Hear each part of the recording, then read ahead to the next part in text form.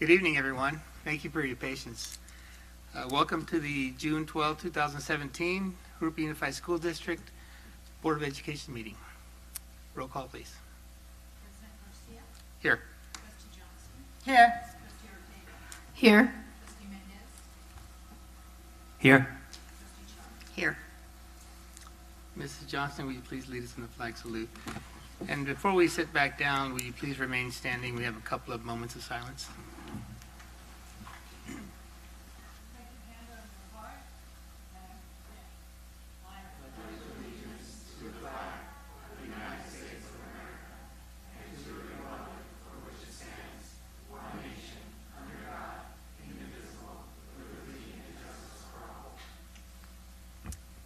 So I'd ask you to please remain standing and recognize a moment of silence for, first of all, Mrs. Barbara Bennyworth.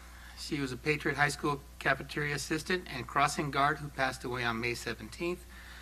The board would like to express their condolences to the Bennyworth family and district staff. And also, a moment of silence for Edward Ramirez. He was a Patriot High School class of 2016. He passed away this past Saturday, and we'd like to express our condolences to his family as well.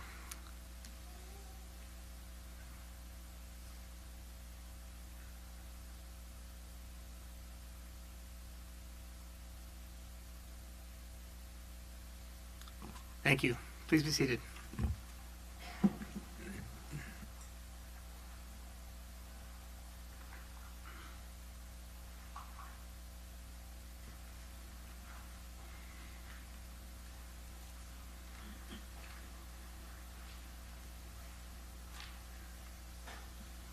Ms. Ortega, will you please lead us in our inspirational comment?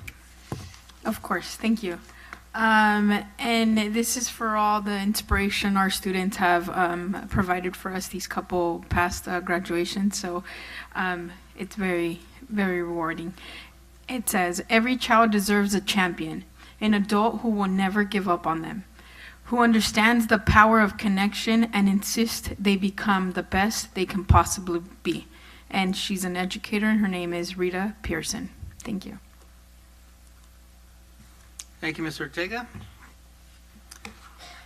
Ms. Elzig, do we have any reports? Okay, thank you.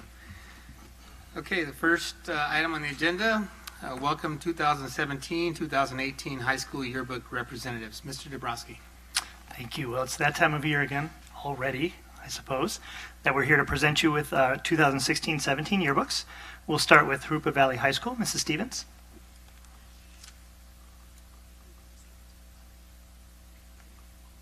Good evening. I'm here for Principal Corbin, who is out of town tonight, and I'd like to present the plaques from Jurupa Valley High School and the yearbook staff. And we just are so appreciative of all the support you provide us in our programs.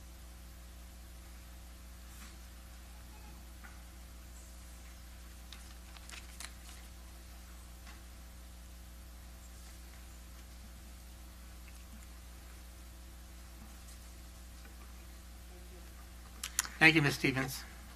Thank you. Next, we have Patriot High School. Chrysalin Trevino, Assistant Editor-in-Chief, Alejandra Avila, Staff Member, and Mr. Fillinger, Advisor.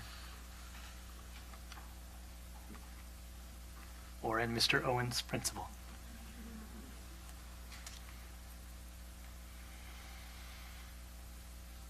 Hello, I'm Chrysalin, and on behalf of the Patriot High School Yearbook, I'd like to thank you all for your continuous support of our program.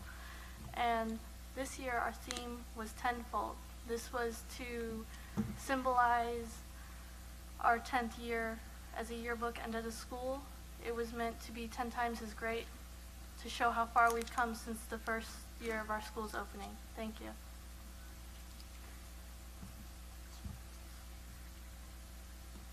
Thank you again for all your support. Thank you.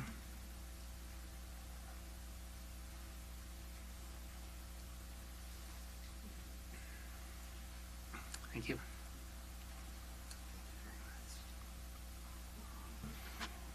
Thank you, Patriot. Next, we have Rivercrest Preparatory with Mrs. Sogstad, Principal. on behalf of Rivercrest, both 7 through 12, we would like to thank you guys for constantly supporting our campus and the work that we do with our students every day. So we appreciate your support, and we hope you continue to have a good summer.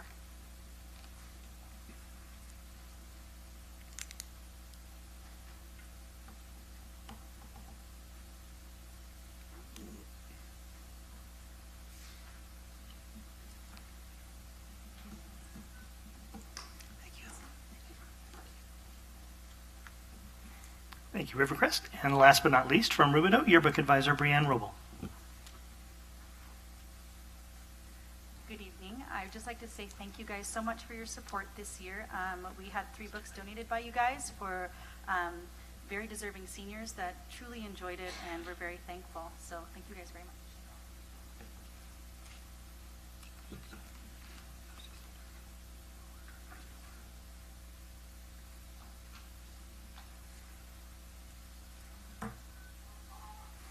Thank you.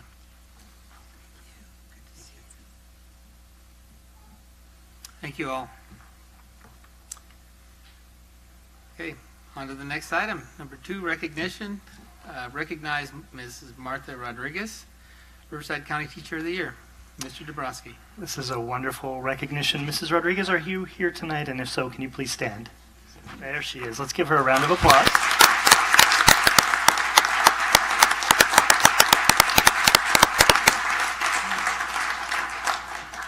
The Riverside County Teachers of the Year are selected from nearly 20,000 educators in our county. The rigorous application process requires candidates to spend time reflecting on and defining their teaching philosophy. Jurupa is excited and honored to recognize Mrs. Rodriguez as a Riverside County Teacher of the Year. Ms. Rodriguez teaches 6th grade in the dual immersion program at Sunny Slope Elementary School.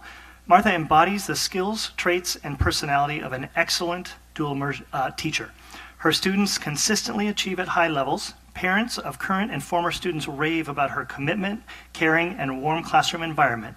And with all that, it's her heart for students, families, and colleagues that shines so brightly throughout each day. She's committed to the success of every child, supports struggling students by providing weekly after-school study sessions on her own time. She's always willing to share resources and ideas with her colleagues. In fact, this year she shared her knowledge at the Dual Immersion Consortium and has consistently been a pillar to the Dual Language Immersion program. She also supports and mentors new teachers in the district's induction program. We all celebrate this amazing achievement and honor Martha Rodriguez, Riverside County Teacher of the Year.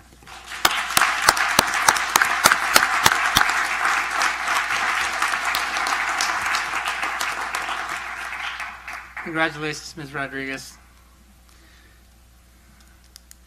Item B, 2B, recognize Citrus Belt Area Athletic Directors Association Awards. Mr. Dabrowski. Thank you. Mr. Luna, are you here tonight? All right. So each year, the Citrus Belt Area Athletic Directors Association, or CIBATA, recognizes athletic directors in schools that emphasize sportsmanship and create a positive learning environment for all student athletes and spectators that attend high school sporting events. This year, for the 4th year in a row, in fact, Ed Luna and Rubidoux High School were selected as recipients of the CIBATA Sportsmanship Award. To recognize the accomplishment, Rubidoux High School will receive a banner to display on campus and represent JUSD and the city of Jurupa Valley. Congratulations.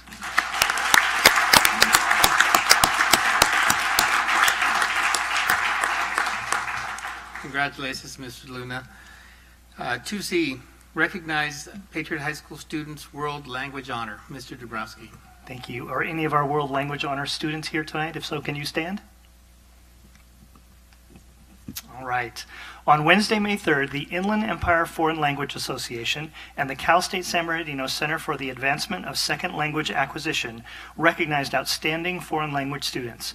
At this event, 5 Patriot High School students received the great honor for their achievements in Spanish. Congratulations to Carolina Acuna Arias, 10th grade, for Spanish 5 AP Language, Literature and Culture, Kevin Monares, 9th grade, for Spanish 5 AP Literature and Culture, Alfredo Espinosa, 11th grade, for Spanish 4 Language and Culture, Christian V. Aguilar, 10th grade, for Spanish 4 Language and Culture, and Abigail Cardenas, 9th grade, for Spanish 3. Congratulations.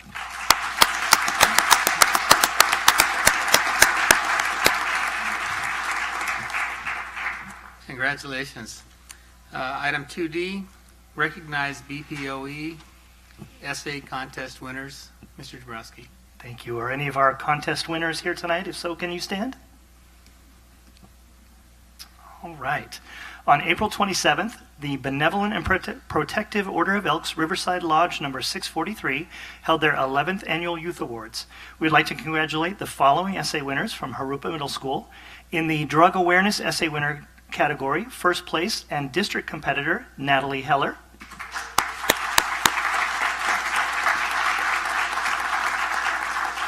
Second place, Joshua Jimenez.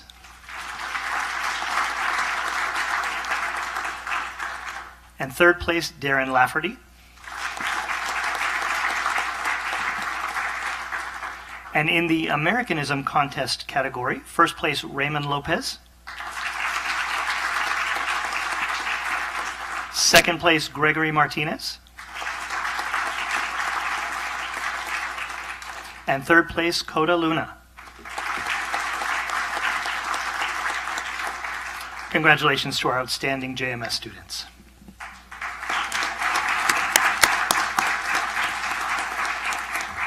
Congratulations, students. Item 2E, recognize 36th Annual RCBA Good Citizenship Award recipients. Mr. Dabrowski. Thank you. Are any of our Riverside County Bar Association winners here? If so, can you stand?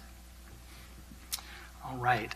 Part of its celebration of Law Day 2017, the Riverside County Bar Association is sponsoring the Good Citizenship Award Program for high school students in Riverside County. Awards are given to a junior chosen by principals from participating Riverside County high schools. The following students were recognized on April 21st by the RCBA for demonstrating all-around good citizenship. Citlali Carlos from Rubidoux High School.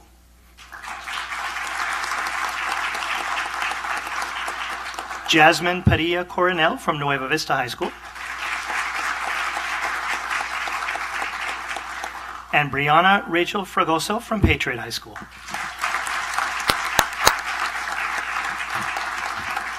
Congratulations, students. Congratulations. Item 2F, recognize 2016-2017 school volunteers. Mr. Dabrowski. Thank you. Tonight, members of the Board of Education and Administration would like to publicly acknowledge our gratitude to the hundreds of volunteers who have assisted school personnel in the conduct of the educational program during the past school year. Volunteers have assisted in countless ways, including in classrooms, in offices, in libraries, chaperoning field trips. A listing of volunteers by school site who volunteered 25 or more hours during the school year are included in your backup materials. Thank you, and thank you to all the volunteers. I mean, we couldn't do it without you. Schools couldn't. Item 2G, recognize 2017 Models of Academic Excellence and Innovation Awards for NGSS. Mr. Dabrowski. Thank you. Are any of our Next Generation Science Standards Committee members here? If so, can you please stand? All right. I see Mr. Trujillo and Mrs. Santos Lee. The Riverside County Office of Education notified JUSD recently that our Next Generation Science Standards program was selected as a winner of RCOE's 2017 Models of Academics Excellence and Innovation Award.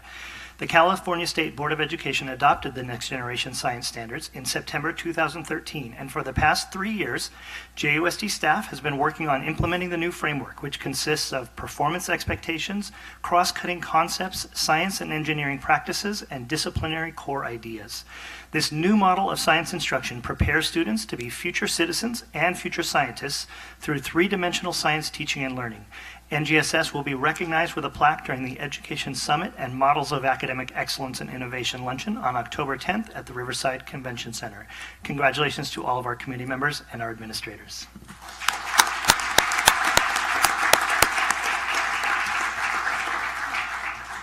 Thank you, Mr. Trujillo and Mrs. Santos Lee, for your leadership.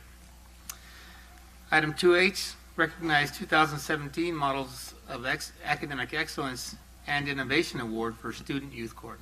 Mr. Dabrowski. All right, our second model of excellence are our youth court members or anyone involved with youth court here. If you so, can you please stand? I see a few. All right. Riverside County Office of Education also notifies that our Student Youth Court program was selected as a winner of the Model of Academic Excellence and Innovation Award. Student Youth Court was created with the goal of developing student leaders that understand their role as social change experts through meaningful service learning. Through this program, JUSD has been able to provide alternate responses for discipline cases, service learning opportunities, and leadership training to participants that focuses on creating a positive school climate. Student Youth Court will be recognized with a plaque during the Education Summit and Models of Academic Excellence and Innovation Luncheon on October 10th at the Convention Center. Congratulations.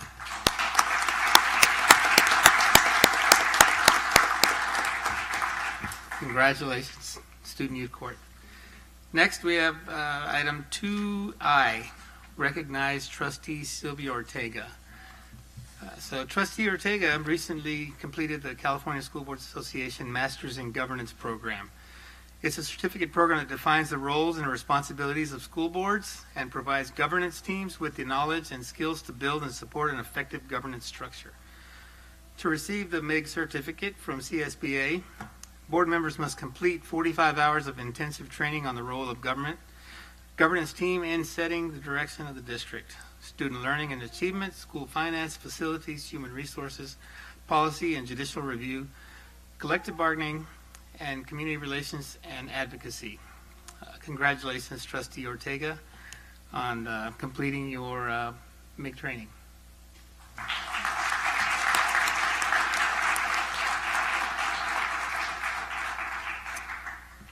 Okay, now on to board comments. Mrs. Chard. Pardon me? Did I miss something? Sorry. I have one more Okay, recognition. one step back. Got ahead of myself there.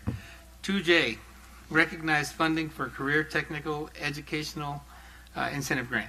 Mr. Dorosky. Thank you. The State Department recently notified us that funding for the Career Technical Education Incentive Grant has been awarded to JUSD in the amount of $1,147,456, and a copy is in your backup materials. Thank you, Mr. Dorosky. Why don't we start with you, Ms. Johnston? Board member comments.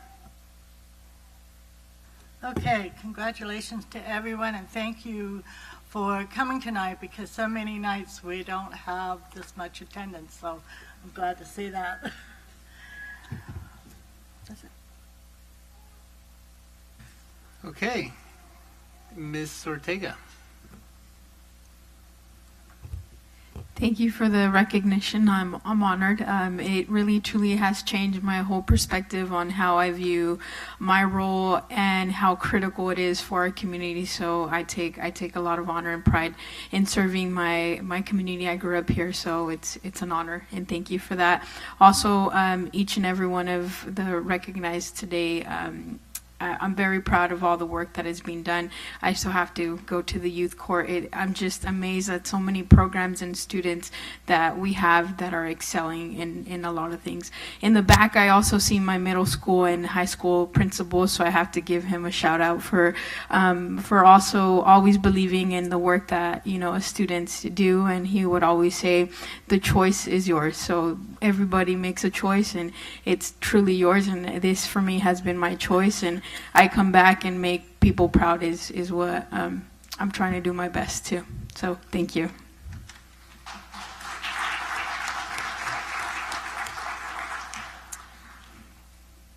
Mrs. Chard. Well, I too want to congratulate everyone who was honored tonight, and I want to thank the yearbook people for bringing their yearbooks out.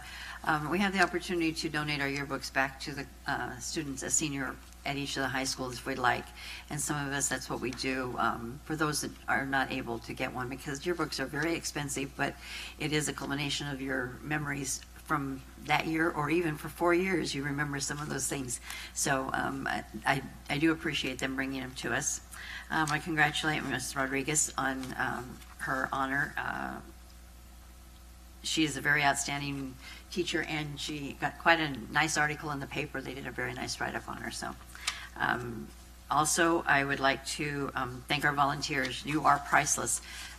having worked at the elementary schools, I know that volunteers coming and helping in the office, helping the teachers in the classrooms, helping at field trips. Some of the field trips, teachers couldn't be able to take the children on field trips unless they had parent volunteers. And it takes time out of your day when you're trying to run a family, and even if you work and you still try to make time to spend it with your child and see how they react to a hands-on program or how they're reacting in school. Sometimes it'll do, by just volunteering in the classroom, it helps other students who don't get that help at home. So we appreciate you very much.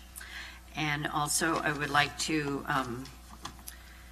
congratulate Ms. Ortega on her accomplishment. All of us on the board know how long it takes to go through those classes, and I don't think any of us did it in as short a time as she did. So she did it quite well. And it's not not all the school boards, because they change with elections. You don't always have a school board that has all of your members that have achieved this honor, and we are one of them, and we're going to keep it that way. So I do want to report that I did attend awards assemblies for the high schools and the junior high schools in May, and then graduations also. I attended Patriot and Rubidoux for the awards and also for their graduation. Mr. Garcia, I was with at Patriot's graduation, and I was with Miss Ortega, and Rubidoux had 2 alumni giving out the awards this year. That's quite an honor. I don't think that's happened in a while. So I did go to Mission Middle School's awards assembly, and that was different because I've not been to one of the 7th grade ones, and they honor the students, and those kids are really working hard. I'm going to try and make more next year because the junior highs really do. It's an honor when you see the kids continue to work. Elementary school, it's great to see them there, but then when they get in the junior high and they're still doing good there, and then they get to high school and they're rewarded even more at the high school level. It's all because of their parents and our teachers, helping them get what they want out of school and out of life. So I did go to the DAC meeting the other day. I'm the representative there, and we received a lot of information about upcoming the LCAP, and also we also learned about the PAM program, the Pacific Avenue Academy of Music, and the principal there, Ms. Dalamont, came and showed us how they teach the kids, and it's wonderful that these students start out in the morning with music, and it makes your day just start when you start out with music in the morning. And she says it's just a change in the kids, their reaction, it calms them during the day. And I know that I have had a couple of teachers at Ein Arbuckle that in their classroom, when they were working on projects, she would have music in the background. So music is our life, and it keeps us balanced, I think. So if you ever get a chance to listen to the concerts that they go, even if you don't have a child there, go to them and listen to them, because these children work hard to accomplish what they do, and they're rewarded when they see all the faces in the stands. That's all I have to say. Thank you, Ms. Thank Chard. Mr. Mendez? Thank you, Mr. President. I'd like to acknowledge my personal appreciation to Ms. Terry Moreno. I attended the combination DLAC and DAC meeting along with Ms. Chard, and I'm always amazed at how well she presents information to the group and really gets them involved in participating, providing valuable feedback to continue to refine our programs here in the district. And it's just amazing how well she's able to present information that for many of us sometimes difficult to understand. Secondly, I'd like to extend also my appreciation to a parent who sent us a letter indicating that she was extremely satisfied with the education that her daughter received here in our district, and that as a result of the successful education she received here, she received a full scholarship to attend Yale University. She has been accepted to 2 or 3 other universities, but is going to be going to Yale. It's so gratifying to see parents report to us the success of their students in our classrooms. And of course, congratulations to Ms. Rodriguez. It's one thing to be selected Teacher of the Year from your school, the Teacher of the Year from your district, but to be selected Teacher of the Year at the county level, that's incredible. And so an amazing thing for us to have happen here for our district. So congratulations. And in terms of recognition, when we have these recognition ceremonies, really these this spotlight, this recognition goes far beyond just our community here. The article in the newspaper, other people find out about the good things that are happening in our district. And so when we have recognition for these individuals that have this acknowledgement, and then we have then successful programs that are recognized for their success in terms of, for example, the 2 models of excellence recognition that we received in this situation, this occasion, it's really incredible. And it's really good to see that people recognize that good things are happening in our district, not only in our community, but even outside of our community. And our volunteers, as Ms. Shard indicated, it's really wonderful to have people put forth effort to continue to just give of themselves to, again, for the benefit of our students. And our newly graduate from the Masters in Governance program, Ms. Ortega, I'm so happy that she completed it, like you said, especially in such a short period of time than the rest of us. But it really is critical that board members, along with the cabinet and other administrators here from the district, attend along with the school board, because it really provides you a foundation on how to best operate as a team. And that's really going to be critical for us to continue to work together as we go on through our tenure here on the board. And so with that in mind, let me see if I have anything else. Oh, Mr. Luna, my God, 4 years? Are you serious? Oh my God, you know, when they first mentioned your name again of receiving this award, I thought, didn't he get that before? But I thought it was like once, maybe 2 times before. That was just amazing. So all in all, it's incredible good things happening here in our district, and I look forward to these recognition ceremonies each and every meeting. So thank you all for being here, and thank you to all those of you for making this possible. Thank you, Mr. Mendez. I just want to echo my colleagues on all the awards, and I really just wanted to take this time to express my deepest condolences to the family of Edgar Ramirez. You know, he died tragically in a car accident this past Saturday. As we mentioned before, he was a graduate of Patriot High School, class of 2006, and he had just completed his freshman year of college at Cal State Fullerton. You know, he had a promising future ahead of him. He was an avid tutor at Patriot this past year, and for me it hits so close to home because he was a good friend of my daughter, and I could never imagine, you know, that happening to my kids. And I want his parents and to know that my family, our thoughts and prayers are with them through this difficult time, and just us all to know that this serves as a reminder of how fragile life really is, and how things could change in a moment. So, thank you very much. Okay, on to public verbal comments. First card I have here is Mrs. Sylvia Holguin.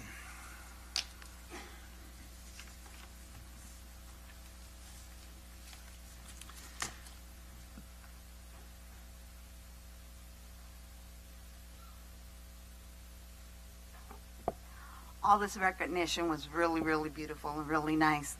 But these people evidently worked really hard to get this extinguished recognition. And Mr. Dabrowski, you've done this in the past, and you did it again today. These people should be recognized properly, and properly would be having them come up to the podium and getting their honors properly, because they work hard. These students work hard to get what they got, so they should be recognized properly. Maybe in the future, you could have them come up instead of just having them stand up. Also, technology has been said that it's technology of the future, it's going up, and whereas we have spent millions of dollars on technology, night custodians have code boxes from the 80s. These code boxes are so old, there are times we are given 10 minutes leadway to code out these boxes in the event they don't. Wow, many of us spend 30, 40 minutes there because we have these old code boxes. And technology has rise. Why haven't we gotten new code boxes to match that technology? And as of late, I have been working with many subs that are very young. And while they do come here and sub, it is more for the money. But some of them say they just weren't college bound. They didn't have what it took to go to college. Whether that was true or not, that is what they felt. And I have been stating, not all students are college bound, not to any fault of their own. It's just something that's not for everybody. So I'm going to hammer again on the fact that you need to bring back home economics, auto shop, wood shop, body shop, so that these hands-on people have a future ahead of them. So please reconsider bringing those back for many of our kids that do have the hands-on knowledge and should be able to have a bright future. Thank you, Mrs. Olguin. Next, we have Mr. Hank Trueba. Mr. Trueba, would you like to talk now or? Okay.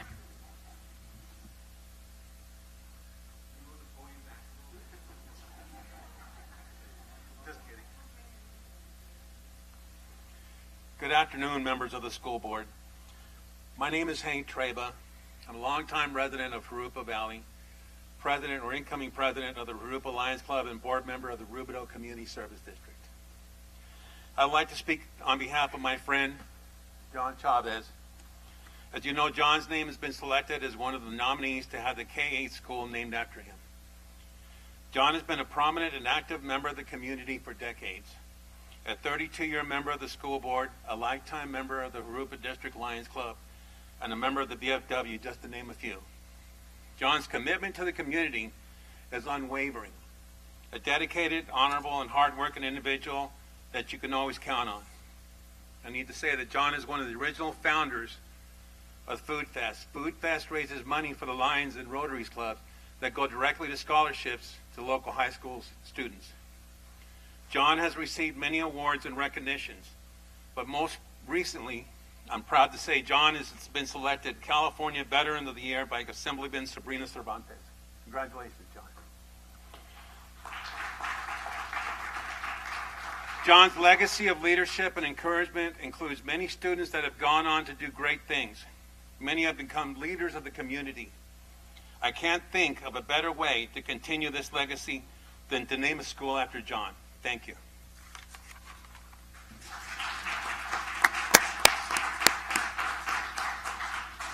Thank you, Hank. And the last card I have here is from Mrs. Melissa Regal. Did I pronounce that right? Right. Hi there. Thanks for taking the time to hear what I'd say. I'm actually just kind of put in a proposal or suggestion. I'm a parent volunteer. I spend a lot of time with the marching band, and I'm also, just to throw in, I spend a lot of time, my job is marketing. So taking over the presidency for the booster, I'm trying to implement a lot of different protocols and organizations and consistency. And over the past 4 years, I've become more involved with the schools and attended a lot of meetings, and I have the marketing eye and have noticed that there is no consistency in any of the marketing materials. It's best to have something that's across the board, you know, whether it's a style guide where most companies use these, and I would like to see if the board or the district can create something that would have a standard template. I'm sure you've all seen flyers that are missing information, they're not consistent, they're not using the right fonts, and I think that the district, you guys are taking leaps and bounds to make the district more recognizing by the brand, or certain styles, or the schools are laid out the district. And I would just like to see if there's something that whether I can do or something in the marketing department or some of your business center is to make something consistent, or if a parent or a teacher or a, you know, another person into the school wants to make something that's a flyer or marketing educational materials, the PowerPoints, you know, something that is across the board uniform. And I mean, I'm willing to help. I do a lot of marketing for my job, and if something that we could put together, I'd be more than willing to help anybody.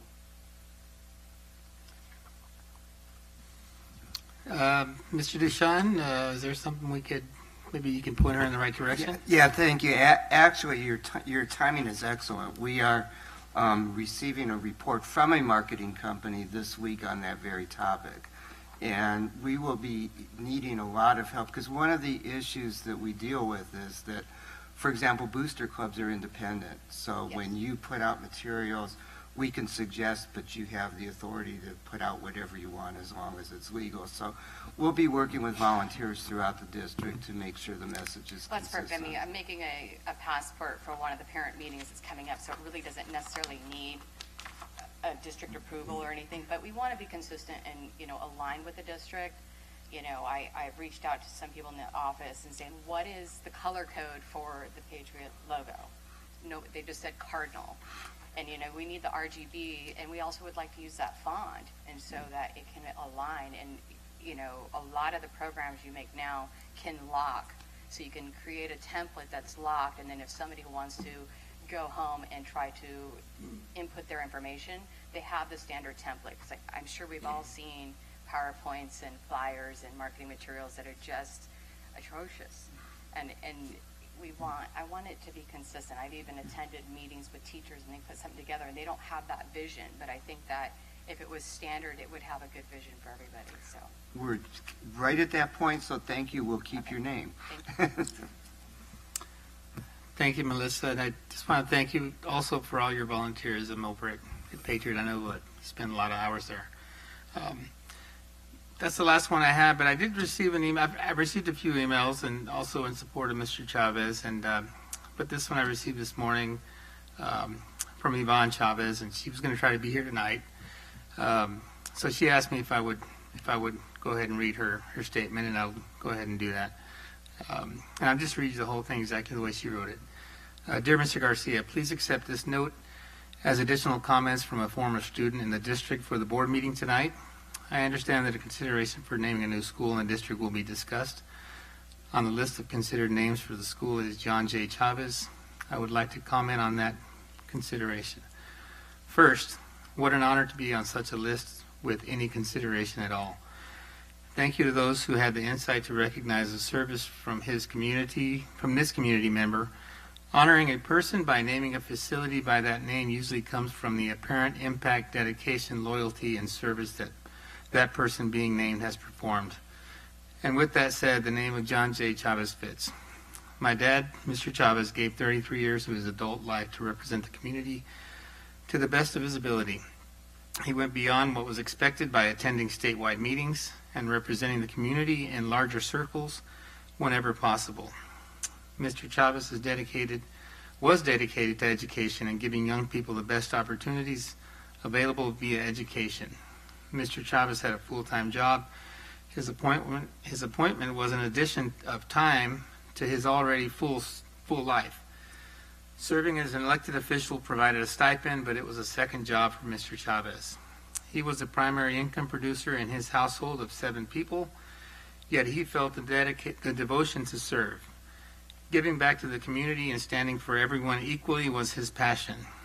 Mr. Chavez was willing to sacrifice what was needed to assure a strong system for his children and all children then and to follow. When you consider all other names on the list, is it comparable to a man that served as a volunteer and not as a paid full-time employee? As any others on the list provided as positive an impact considering the graduation rates, low teacher attrition rate, student test scores, building and structural growth, course opportunity during his service time. Has any other been a first for the community, with Mr. Chavez being the first Latino elected representative in the community? Mr. Chavez represents courage, dedication, sacrifice, patriotism, loyalty, altruism, and determination, which is exactly what we want our young students to encompass and emulate. The characteristics of Mr. Chavez represent what it takes to succeed in education and in life. One may not be able to see past their personal contradictions of choices he has pushed or supported, But for this consideration, it is time to look past personal feelings and consider the contribution and self-sacrifice. Most people in elected positions know how difficult it is to speak out on controversial matters and that the risk is the sacrifice of adoration. However, when one is willing to represent a community and its population regardless of outcome, that is a true person of integrity and a true person that is in complete fulfillment of the elected position. Thank you for your time, and thank you for your consideration. Ms. Yvonne Chavez.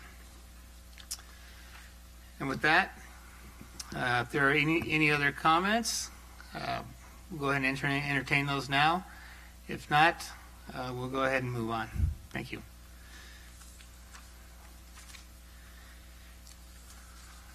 Okay, on to number 5, administrative reports and written communications. 5A, school facilities report, program report. Dr. Hanson. Yes, tonight I'm just going to briefly review our report tonight is essentially the end of the year newsletter that we have created for our staff throughout the district. And so this, I'm not going to spend a lot of time going on over each area because I know that you received this in the Friday letter and you've probably had an opportunity to look through it. There's a lot of pictures, of course, and a lot of projects taking place throughout the district. So I'm just going to briefly go over the areas how we organize the letter, and then on your own time, you're welcome to go through it and ask any questions as needed. Our first section is just categorized as maintenance and operations and grounds. So it's our maintenance and operations department and all the many projects that they've been involved with over the last semester. Our next section, you can see there's multiple projects there. Our next section, we broke down the completed work orders throughout the year. Just over 7,630 work orders were completed in a variety of different areas, and the numbers are there showing the variety of different areas that work orders are submitted and completed. We also recognized a member of our staff from each department, gave them a shout out in the newsletter for their hard work and efforts. We have a section dedicated to tracks and security. As you know, as part of the bond campaign and a high priority for us on our campus is security, as well as trying to install tracks throughout the district to support our 100-mile club. So there's some pictures there and some updates on some of those projects and more to come, obviously, throughout the summer.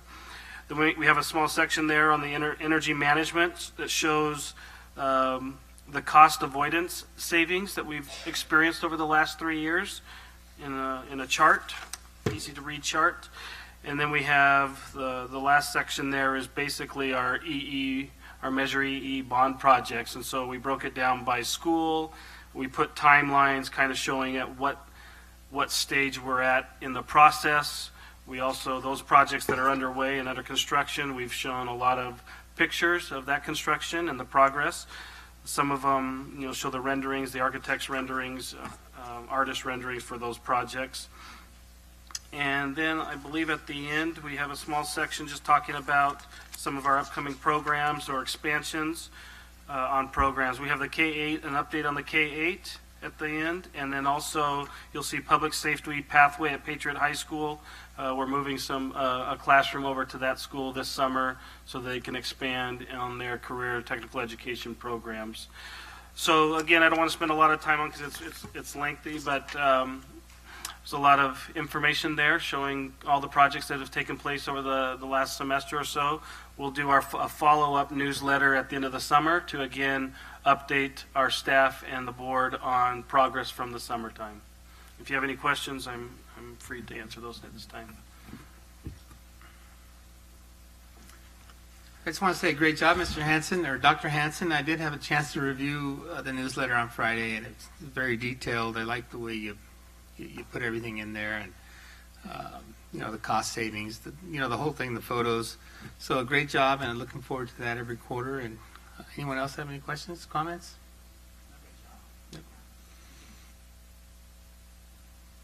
I'd like to say thank you for the report and newsletter, and I think it also shows that we're making progress on the plans that we've had.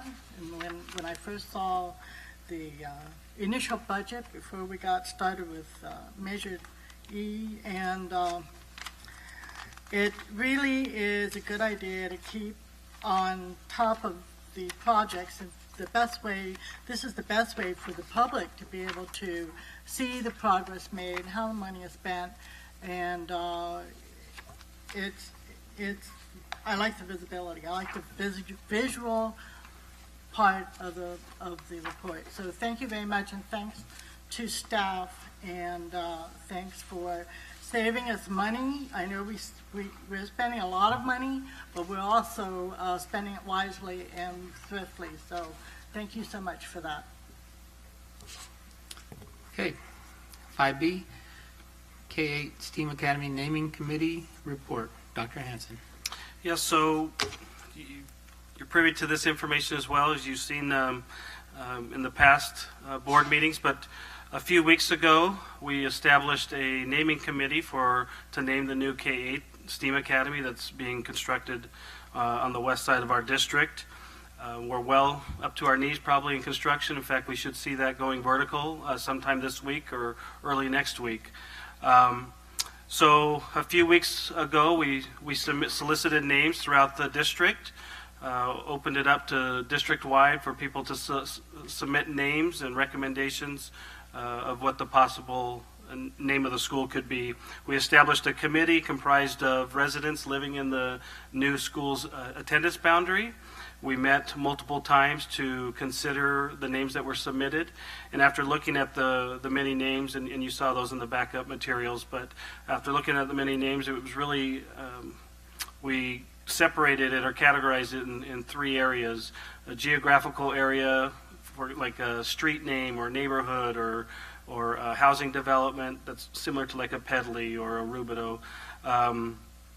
A known scientist or historical figure contributing to the STEAM fields. We saw some of those names come up as well, and so that they became a category. And then a known community member, someone that's contributed in the community. And so there was some names that emerged in that category as well. So those were the three categories that were established, and then our naming committee carefully considered all of those names, had some very in-depth and productive discussions, and came up with a recommendation. And so tonight I'd like to introduce them or invite them to come up and share their thoughts and their recommendation with the school board. Ms. Hamdi will be our kind of our chair, took the lead as our chair, and she'll be introducing her team members and sharing that information with you tonight. Hello, Board of Trustees, Board President. Thank you, Dr. Hanson. It's such an honor to be at this particular board meeting because it was so exciting to see all the recognitions and everything in the crowded room. So thank you for having us tonight. The naming committee did choose a name for the new K-8 school, and we settled on Del Sol Academy. And we went through a lot of names. We went through quite a lengthy process of weeding things out, of thinking about the future of the school and the community that it represents. And so if I could just give you a little bit of a background on the process.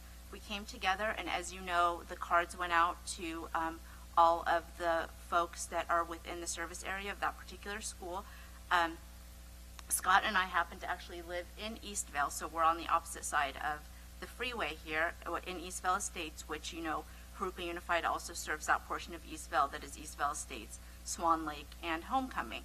And so we've been waiting for the school to be built for a long time. You know, there was originally a school planned right across from us off of Belgrave and Hamner, and that didn't happen. And so it was really exciting and actually a really big honor for us to be involved in this. And so as the names came in, we looked at something that would be all-encompassing, not just to the residents of Jurupa Valley, but also to everybody that this school will serve. And so Del Sol just popped out at us because Del Sol, as you know, is the sun, it's the light. This new school is kind of a bright light in this district. And we did, of course, see names of historical figures, and then, of course, community member names also. We chose to steer away from those because once you get a school that's tied to a name, there's so much that comes along with that, right? The person's legacy and just the background of who that person is. And that letter about Mr. Chavez was so moving. But for us, choosing the name Del Sol meant that this was serving everybody. And Del Sol, also this school being a STEAM academy, is, you know, powered by the sun. We thought solar, we thought bright light. We were just so excited about the possibilities of Del Sol Academy that after a lot of consideration and deliberation, we thought that this would be the beacon of light that would shine in this particular service area. And so we thought that would be a fantastic name and something that would have a lot of longevity. So I'd like to introduce the other committee members and have them speak a little bit about our decision. Thank you, Board. My name is Scott Jensen, and also thank you, Dr. Hansen, and your staff as well. As Ronnie had mentioned, we did get together, and we looked at every aspect of it. We also want to look at the community that the new school is going to be around, which is Rancho del Sol. It would serve the community right there. So we wanted to kind of encompass some of the community that's there, and also the new communities, the Harvest Village, Eastville Estates, and the other areas that are growing around there. So that's how we came up with Del Sol. I have two young ones, and once the school opens up, we'll have a kindergarten and second grader there.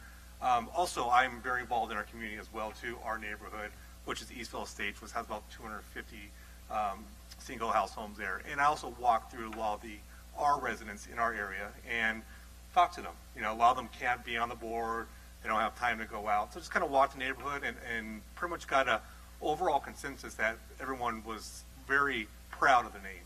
And they see that as just more of the name, they see it as the building block for the community to get everyone together, and just as a name overall to have their kids from K through all the way through 8th grade.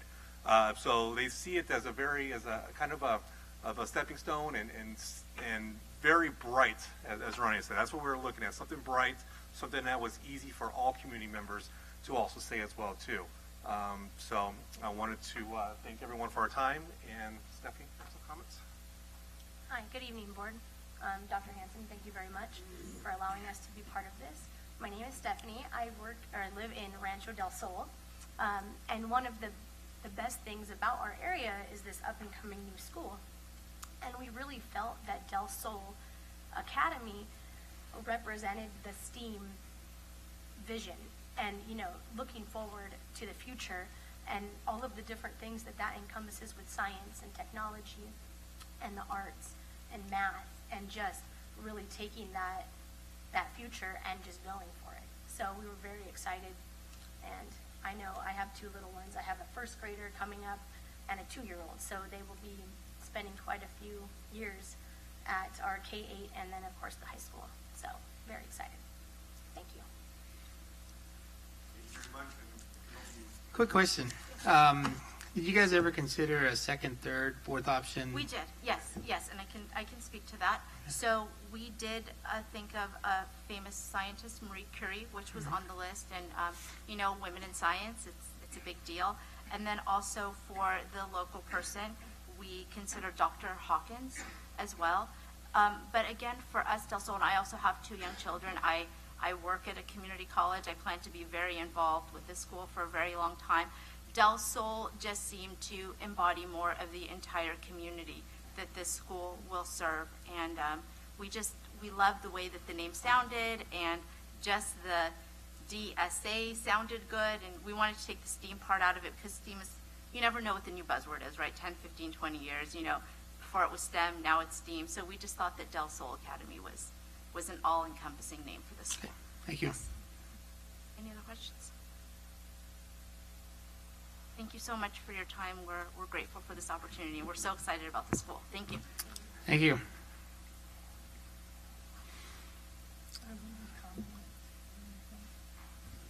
Do you want to make a comment? We do, yeah, we do have a public hearing, and then it's also an item on the agenda, so. Okay, item 5C, other administrative reports and written communications. Okay.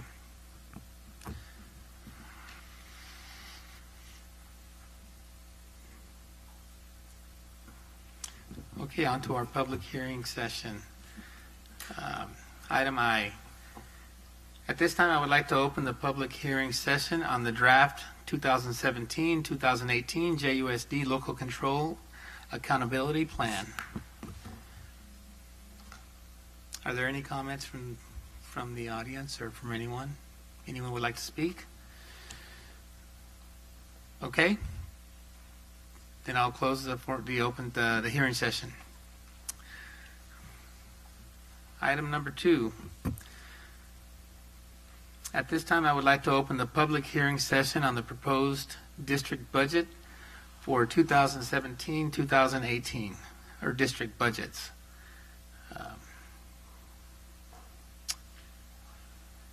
Mrs. Ford, do you need to say anything here, or should we get anything from you on this one?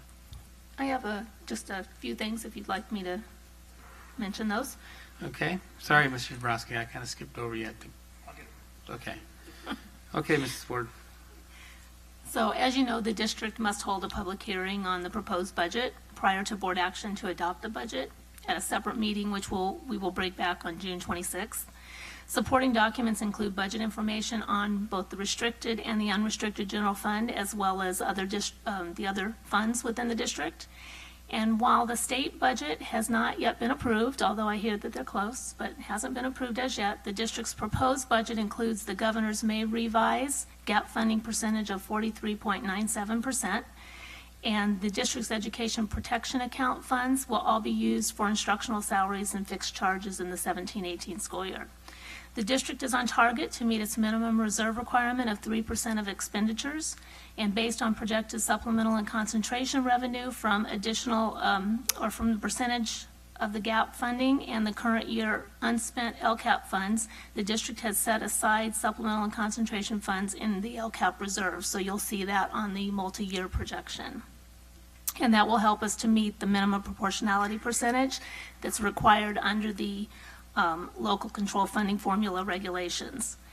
In the 2 out years, the district is using the Department of Finance estimated gap funding percentages, but we will continue to monitor the gap funding and other areas of the budget and adjust revenues and expenditures as needed. So President Garcia should formally open a public hearing on the proposed district budgets, and then after public comments or questions, the public hearing on the proposed district budget should be formally closed. Thank you, Mrs. Ford. Okay, at this time, I'd like to open the public hearing session on the proposed district budgets for 2017-2018. Are there any comments from the public?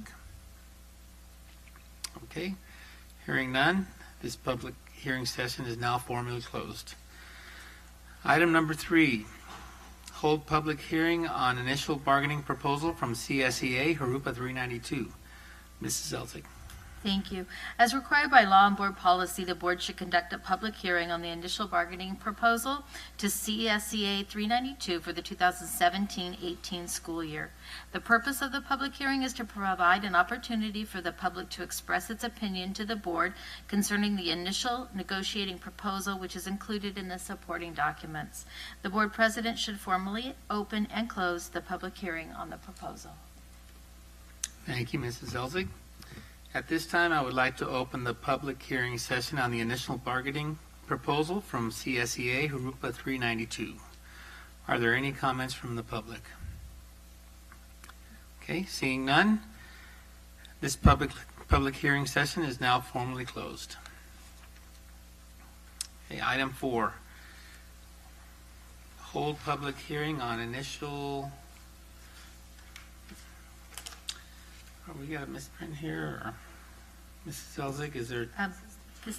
This is the proposal from CSEA. Okay, sorry. No problem. This is to CSBA, right? Okay, hold public hearing on initial bargaining proposal to CSEA 392. Mrs. Zelzig. Okay, as required by law and board policy, the board should conduct a public hearing on the initial bargaining proposal to CSEA 392 for the 2017-18 school year. The purpose of this public hearing is to provide an opportunity for the public to express its opinion to the board concerning the initial negotiating proposal, which is included in the supporting documents. The board president should formally open and close the hearing. Thank you, Mrs. Zelzig. Thank you. At this time, I would like to open the public hearing session on the initial bargaining proposal to CSEA 392. Are there any comments from the public? Okay, seeing none, this public hearing session is now formally closed. Item 5, hold public hearing on recommended name for new K-8 STEAM Academy School. Dr. Hanson. In accordance with Board Policy 7310, naming of a school facility, before adopting any proposed name, the board shall hold a public hearing in which members of the public will be given an opportunity to provide input. Board President should formally open and close the public hearing on the recommended name for the new K-8 STEAM Academy. Thank you, Dr. Hanson. At this time, I would like to open the public hearing session on the recommended name of the new K-8 STEAM Academy School. Are there any additional comments from the public? Okay, seeing none, this public hearing session is now formally closed. On to the action session. Item A. I'll entertain a motion for items A1 through 34 as printed. I will move to approve routine action items A1 through 34 as printed. Second. A motion by Mrs. Johnston, second by Mr. Mendez. Any questions or comments? Okay, we'll call for the vote.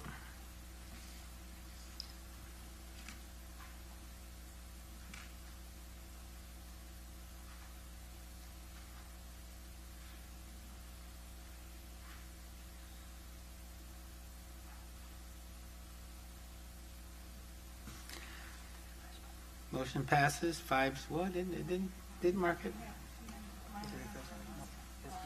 Uh-oh.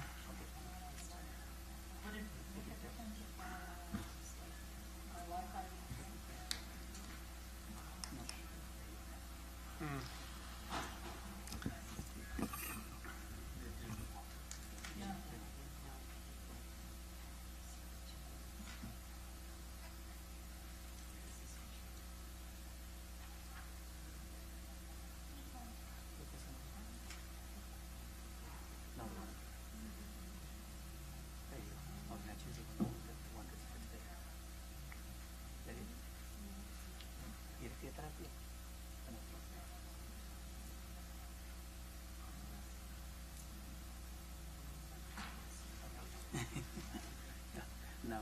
Did it come up? Okay.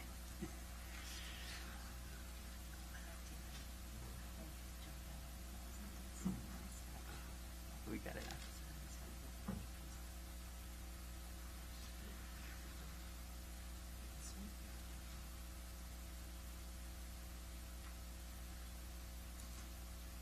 There it is. Okay, you got it. There.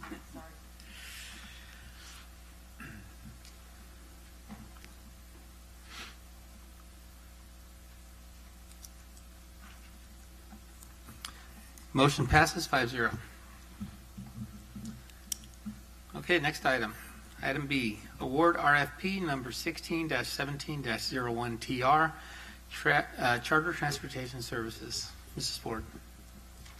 Thank you. From time to time, the district has a need to go outside the district for transportation services. Typically, the need involves a field trip, or it might be another non-routine event that requires transportation that we're not able to provide through our transportation department.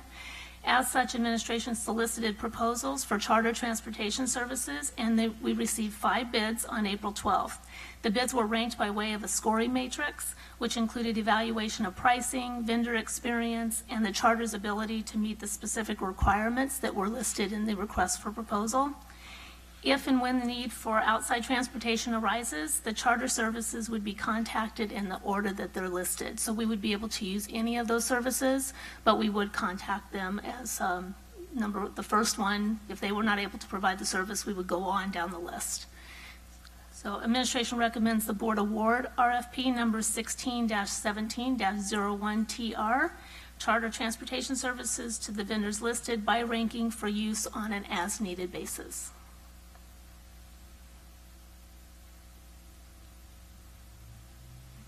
So moved. Motion by Mr. Mendez. Second. Second by Ms. Ortega. Any questions or comments?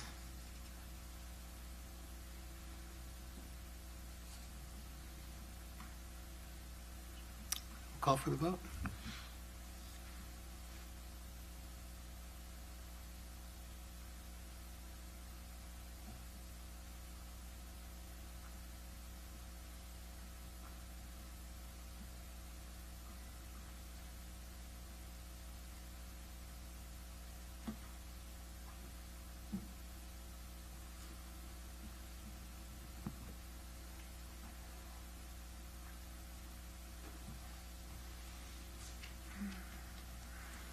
Motion passes 5-0. Item C, award RFP number 16-17-01TE, VoIP Equipment and Implementation Project to Converge One, Inc. Mrs. Ford. Thank you.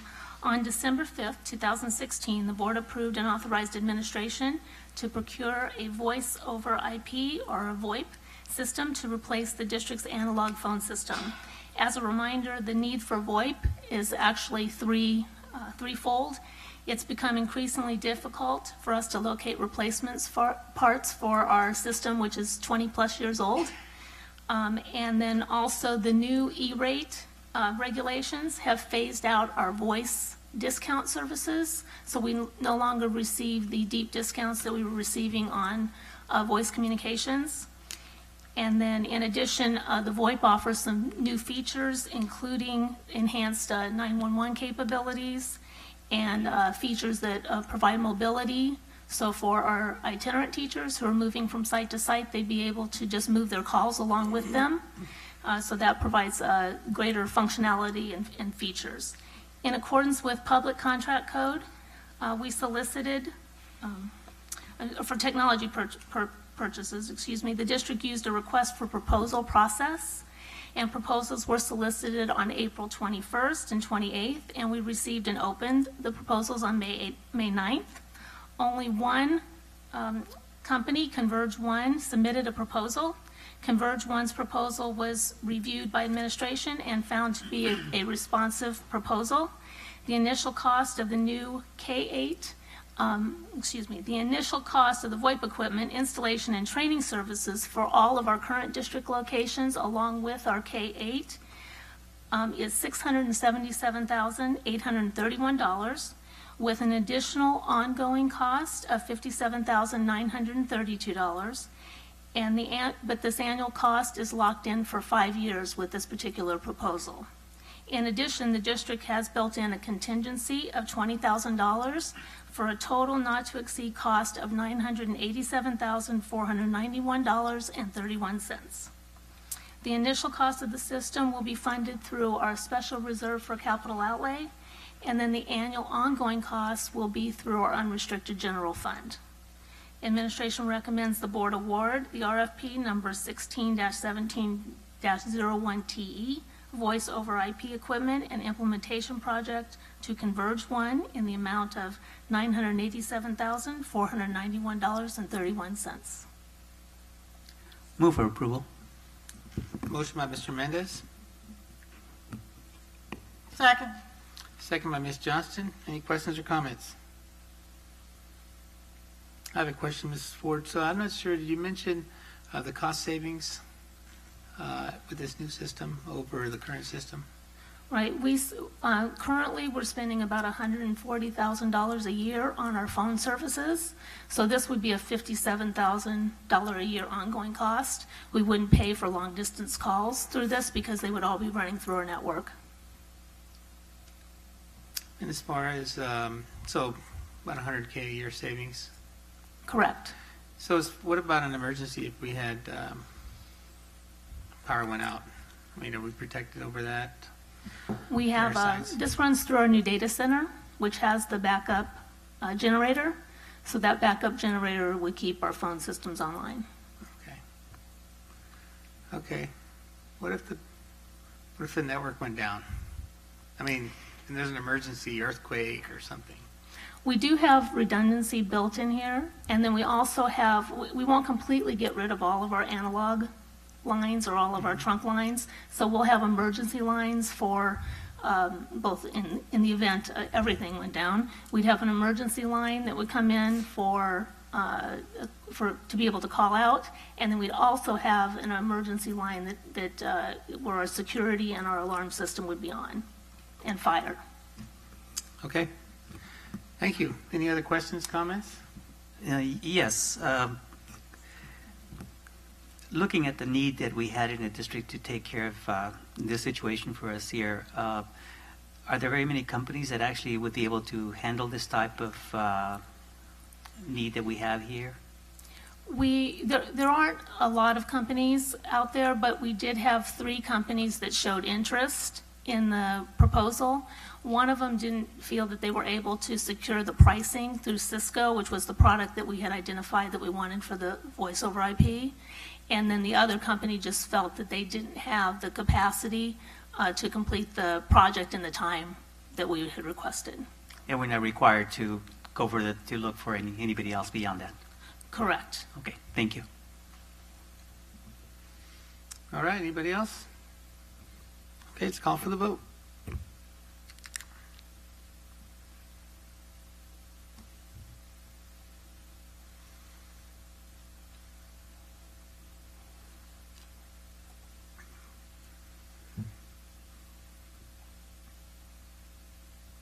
Motion passes 5-0.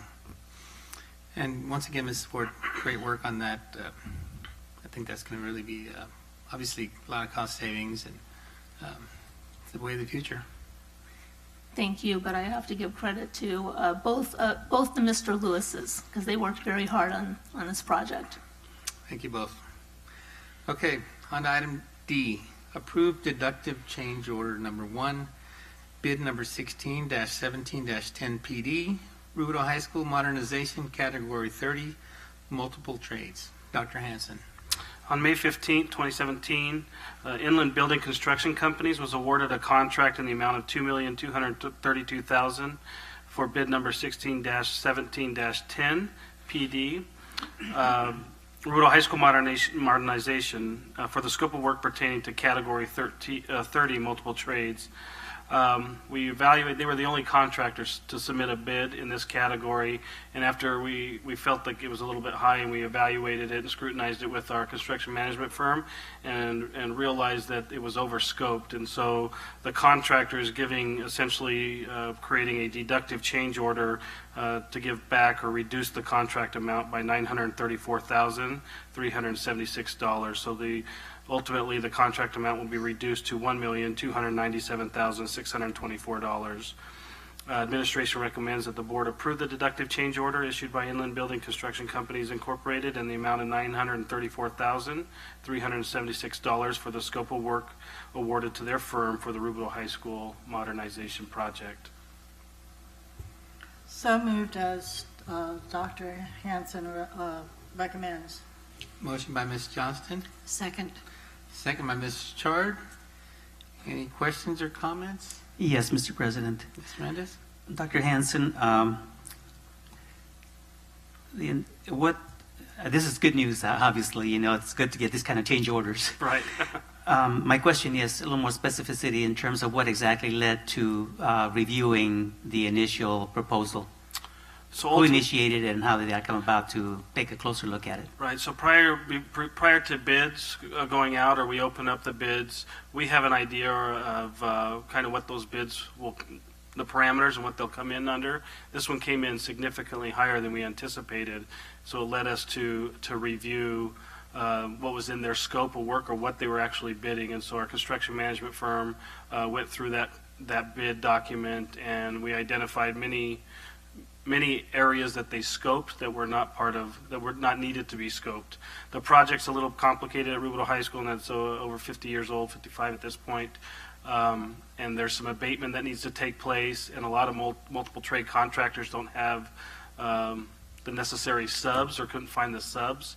And so they were the only contractor to actually bid the work. And so that's kind of what led us to scrutinize the scope of work. It was so high, and then we found that there was a reason why. And so we've reduced that scope. They issue a deductive change order, and now the scope is more clearly aligned to the project. In that case, I would like to extend my appreciation to you and the staff in terms of, staying on top of this and really scrutinizing, how our monies are spent. Thank you. Ms. Ford would come after me if I didn't. Any other questions or comments? I do want to thank you, Dr. Hanson. I think we've gone through several deductive change orders over the past couple of years, and I appreciate you and your team doing a great job with that. Okay, I think I got to call for the vote, right? Call for the vote. Sorry, I lost my place there.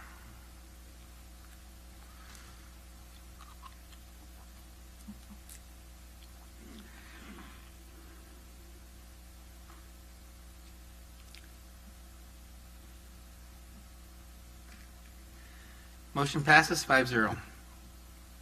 Okay, next item, item E, approve amendment to lease agreement for interim housing classrooms as a component of the K-8 STEAM Academy project. Dr. Hanson. Yes, so this, if you recall, a few months ago, we needed to bring in a couple interim classrooms to Sky Country until the school's being built. They're kind of bursting at the seams at this point.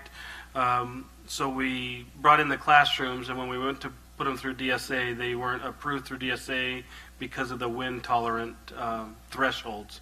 So everything west of Etowanda had a certain threshold, and the company didn't have any in stock that would meet those requirements. So they had to construct two buildings for us, two portable classrooms for us to be placed there on an interim basis just until the school opens. So this is an increase to their contract for the amount of $18,400 to be able to construct those classrooms that would meet the DSA requirements and get those approved prior to this school year so that we have a place to house students. So administration recommends this evening that the board approve an amendment to contract number C-1001612, increasing the contract in the amount of $18,400 and amending the description of the type of buildings being leased to the district to show as new. I so move. Motion by Mrs. Chard. Second. Second by Mrs. Ortega. Any questions or comments? First, a comment. I like the other change order better. Yeah. Secondly, though, how would they actually determine the need in terms of the winds that we get here? I mean, sometimes we have had winds that uproot trees and power lines and everything. So, how exactly do they come to make a determination as to how much more to strengthen it in order to prevent damage from such storms? It's based on areas, so studies exist in certain areas where there's a wind tolerance, and so, like I said, if those buildings were placed at Trough Street, we wouldn't have had an issue. Right. But everything west of Etowanda, I think the minimum threshold was 130 miles per hour, and I think they were at like 90, somewhere in that range. And so they have a ton of buildings on hand, but they didn't have any at 130 miles per hour resistance, and so they had to build a couple of them for us. Wow, thank you. Mm-hmm. Any other questions, comments? We'll call for the vote.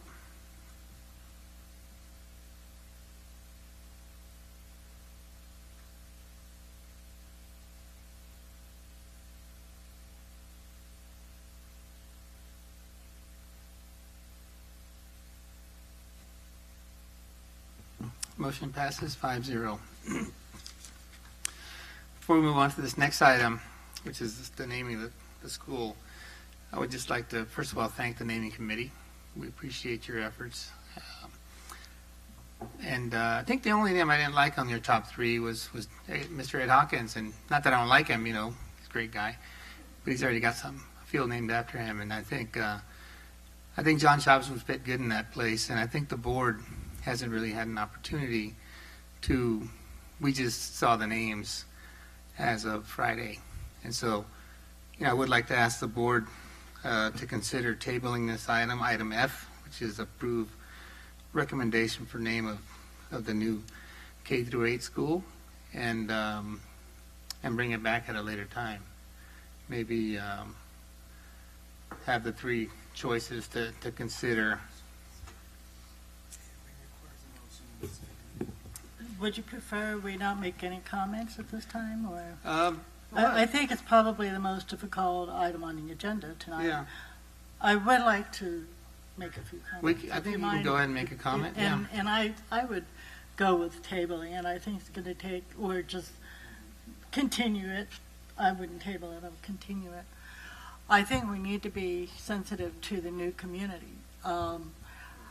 But I also want to say that Mr. Chavez is among many outstanding volunteers, given most of his life to volunteering in the community, and I don't want to deny that. We have some outstanding people in our superintendents, Dr. Hawk and Mr. Duchamp also, I think, has been an outstanding superintendent based on his knowledge, his compassion for kids, and his defense of kids in this district. And many of you may not agree with this, or a few of you may not agree with this, but from what I have seen, he's been a really big defender of our children, and they certainly do need that. But here's what I was thinking. We have a brand new school, we have brand new residents. We need to think about the science and engineering focus of this school. And so I thought, when I was going through the whole thing, and I just looked at it today, so I didn't know what it was going on and off. The attachments were not in my board agenda, and then I looked at them and they were there, and then they disappeared, and then I went back and they were there, so I don't know what happened with that. But here's my thought process, is that we would like to have our students aspire to great things. And I kind of liked the Dr. Ellen Ochoa name. I looked it up on the Johnson, what do you call it, site. Now my memories fail me, but here's how I looked at that. And I thought about young women looking and aspiring to high science and engineering jobs and careers. And I thought, what about our boys? And when I looked into the astronauts listed on the Johnson Center, I also saw Captain Michael Baker. And so my thinking was, so then I looked at their accomplishment. Dr. Ochoa was born in Los Angeles. She had a Bachelor of Science in Physics from San Diego State University.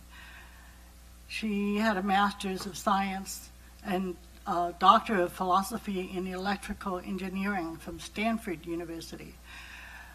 She flew Discovery in 1993. She flew in Atlantis in 1994. She flew in Discovery 1999 and Atlantis in 2002. Her total time in space was 40 days, 19 hours and 37 minutes. And then I looked at Mr. Baker for young men to aspire, and he was a U.S. Navy retired. He was born in Memphis, Tennessee, but his hometown was Lemoore, California. And he had a BS in Aerospace Engineering, University of Texas. He flew Atlantis in 1991, Columbia in 1992, Endeavour in 1994, Atlantis in 1997. His total time was 40 days, 4 hours and 59 minutes. And I thought, just think about it if we have to do a compromise. And I thought, why we could also consider Dr. Ochoa and Captain Baker Academy, or however you wish to, make that. But it's a science and engineering school. We have many people in our community we could recognize. It doesn't mean that, there'll be some elementary schools in the future. And it doesn't mean that we wouldn't name a school after a local person, but we need to think of the community that's coming in here, and our hope for the kids is science and engineering, and what better person than an astronaut to look up to? So that was my thinking, and maybe it just put that out there. I hope you would come back again and speak to us again. I hope that we could meet something, agree to something that we all can be proud of and look forward to. I want our kids to think big. They need to think big. They need to think beyond myeloma. They need to think big things, and it's one way to do Ms. that. Johnston, can we kind of wrap this up, I think, and I guess we need to decide what we're going to do as a board here. You would require a motion to table, a second to that motion, and a majority vote to table. So we need a motion to table and a second to table, and then a majority to approve that motion. Or you can also have a motion to pass on the committee. Either motion is appropriate. We can do either or. Whatever you want to do. We've got item F here, which we can go ahead and read that, and we can decide. Item F is approve the recommendation for name of the new K-8 STEAM Academy School. And Dr. Hanson, if you want to give us anything else. In accordance with Board Policy 7310, naming of the facility, we had our public comment session, and so the administration would recommend that the board approve the recommendation made by the naming committee this evening, the Del Sol Academy. Mr. President, may I speak? Go ahead, Mr. Deshawn. You did name a committee. We followed your direction as a board. With Mr. Chavez was a great board member. I had the opportunity to serve under him as a board president, as members of the board. My feeling is this is about the community, and when you empower a community group, it's very important to listen carefully to them. I am going to suggest, at the risk of maybe your anger or others, that you not table it and you act on it tonight and respect the wishes of the community group. You asked for a process to be followed. We followed it. Mr. Hanson took that committee. We brought in people, and I think that I'm just going to recommend you act on it tonight. Well, could we also ask the committee for further consideration, for table it for a period of time and ask them to meet again? Is that appropriate? I think we're at that point here, Ms. Johnston. Ms. Charter, you got a comment? Yes. I would like to go ahead and make a motion to accept the name that the committee recommended. We can vote on it tonight. Either accept it or not. We have a motion by Ms. Charter. So I make a motion.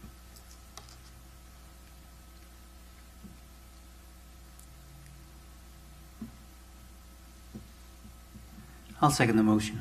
Well, I'll second it so we can vote on it. Well, we have a motion by Ms. Charter and a second by Mr. Mendez.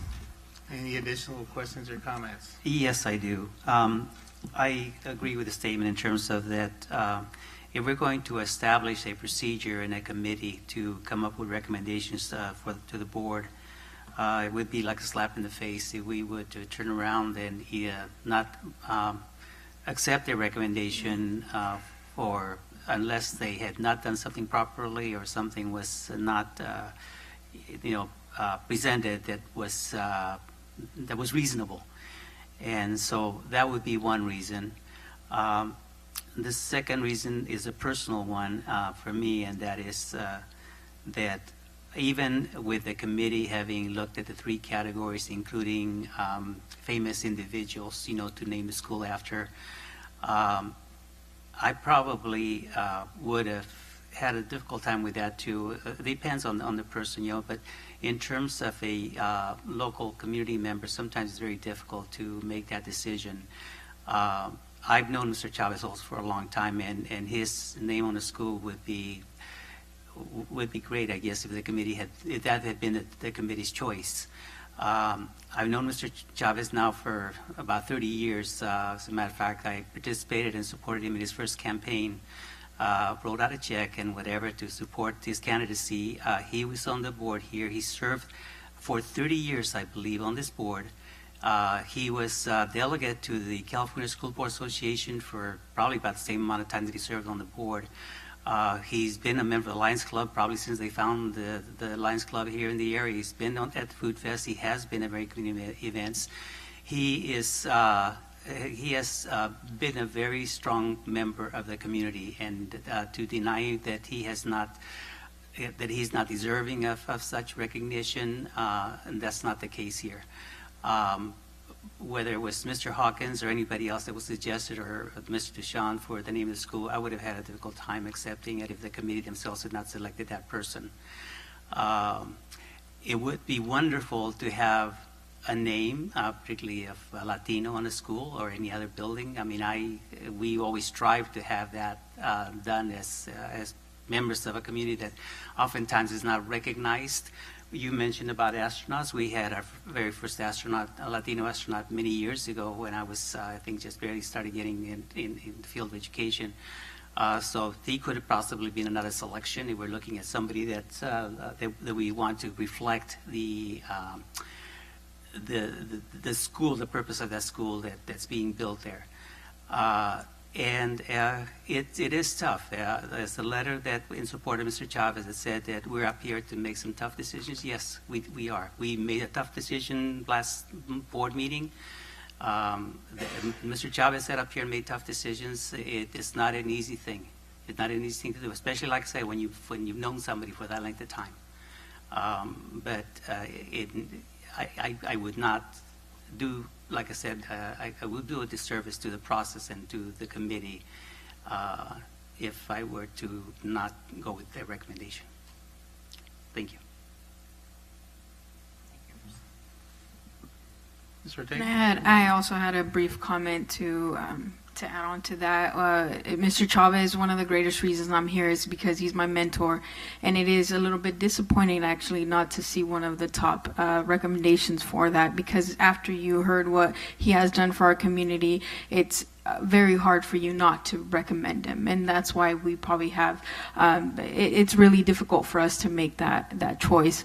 Also, my second, if possible, reconsideration for our committee is to add in the name STEAM. That's one of our, I wrote down to credit the work that will be implemented in our academy is that it's a STEAM. So if it's possible, reconsideration. That's my comment. Ms. Johnson, any other comments?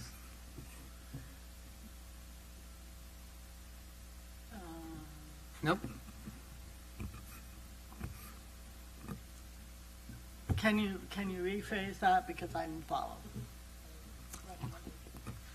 So the recommendation, so we have a motion and a second to approve the recommendation for the name Del Sol. That's where we stand now. Do you have any additional comments? Questions? We have to deal with that. Again, I want to thank the committee. I appreciate everything you guys have done. And I mean no disrespect, by, saying we should have, 3 names. And I think it's ultimately the board's decision. And we as the board, I think we see, we're accountable to the public as a whole, and not just one community. And to echo some of the comments from my colleagues here, it is difficult. We all know John Chavez, and he's been a mentor to all of us. And but I don't think it would be a slap in the face. I think it would be something that we want to just consider. I think that's what I'm saying is let's reconsider this. And we have, I don't know how many names are on that list. And like I mentioned before, we just saw those Friday. So, not saying that we don't accept the recommendation, and that's why I really don't want to vote against this name, Del Sol, because because then we voted against it, rather than let's take a look at the top three, and I hope you understand that. I hope everyone understands that's where I stand, is that, we're kind of backed up in a corner here to say, okay, this is it, and the board is actually, we're the ones that are going to have to deal with whatever, fallout, regardless of what the name is, it's going to be us, and we're held accountable to that higher standard. So I just want you all to understand that when we make this vote that we're getting ready to make. So we have a motion to approve the recommendation by the committee, Del Sol Academy, or Del Sol, right? I don't know, it's Del Sol. And a second. So if there are no further comments or questions, it's time to call for the vote.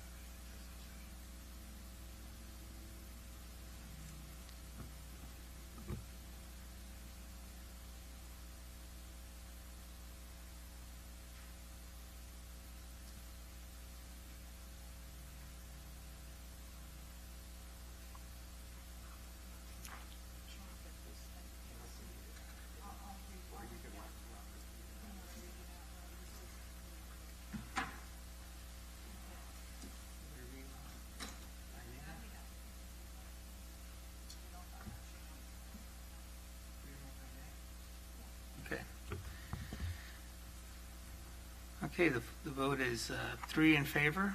Mr. Mendez is in favor, Mrs. Chard's in favor, and Ms. Johnson's in favor. Mr. Garcia and myself have abstained, and Ms. Ortega is against. So the motion carries 3-1-1.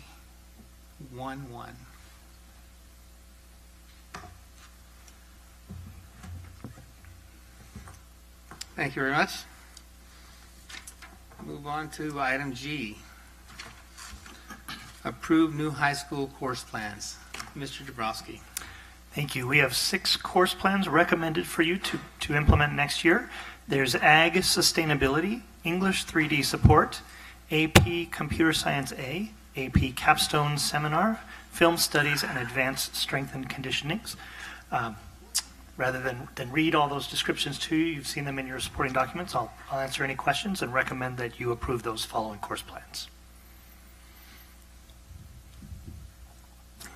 I'll make a motion. Second. I made the motion, and Mr. Mendez second. Any questions or comments? Okay, let's call for the vote.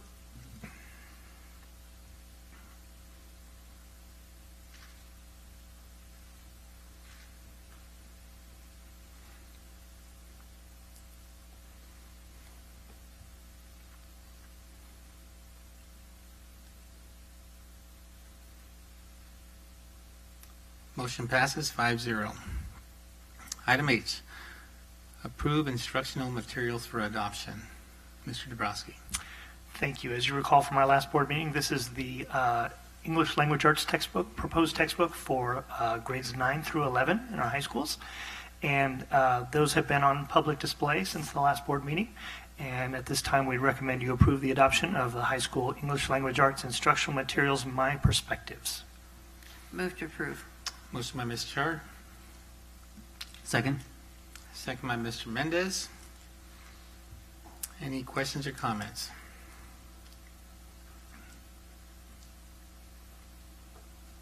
Let's call for the vote.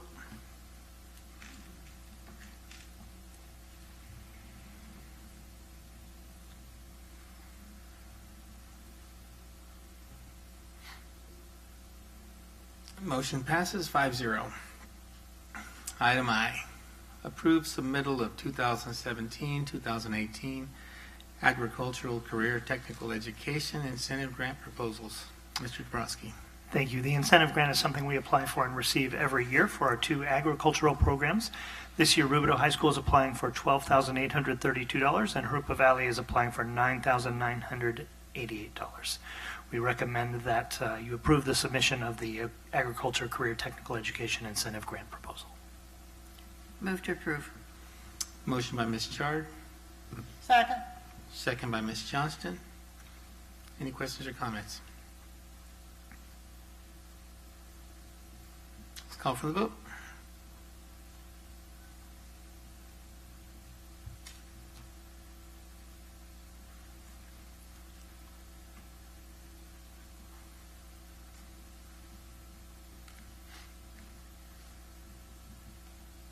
Motion passes 5-0.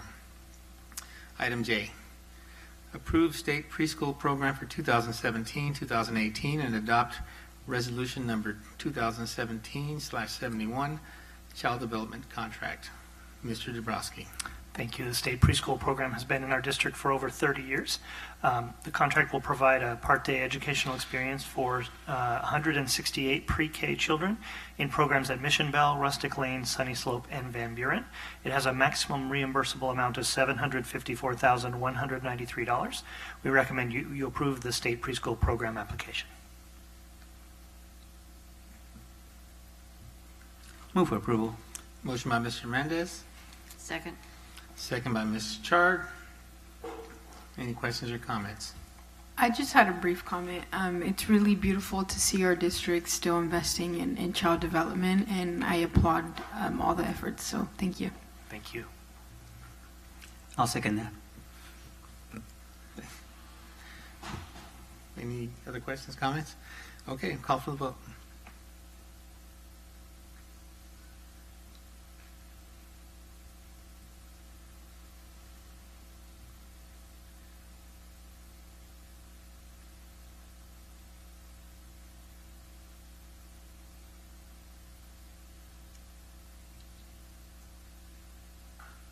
Motion passes 5-0. Item K, approve personnel matters. Wow, there's a lot of stuff here. Mrs. Elzig? Make a What is- motion to approve. Okay, so we got to do these one by one, right? Yes. Okay, Well, motion for the first, Approve them anyway. okay, Second. right? We have to do them all, right? One by one. Yeah. Okay, so item K1, motion by Mr. Mendez, Second. second by Ms. Chard. Any questions or comments? Okay, let's call for the vote.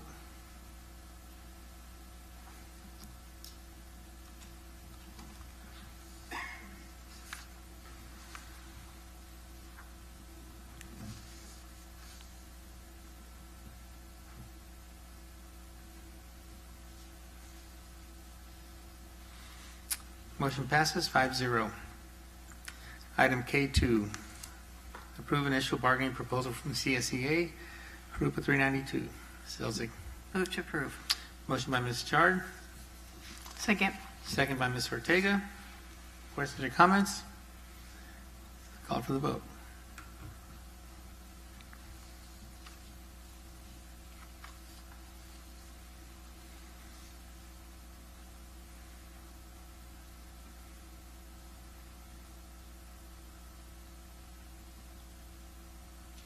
Motion passes 5-0.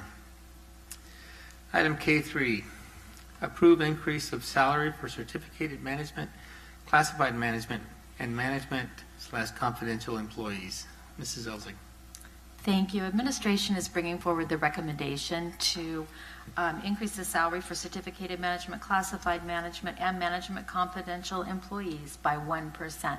That's consistent with the increase that we have reached a tentative agreement on with NAA Jurupa, and we're beginning negotiations with CSEA this coming week.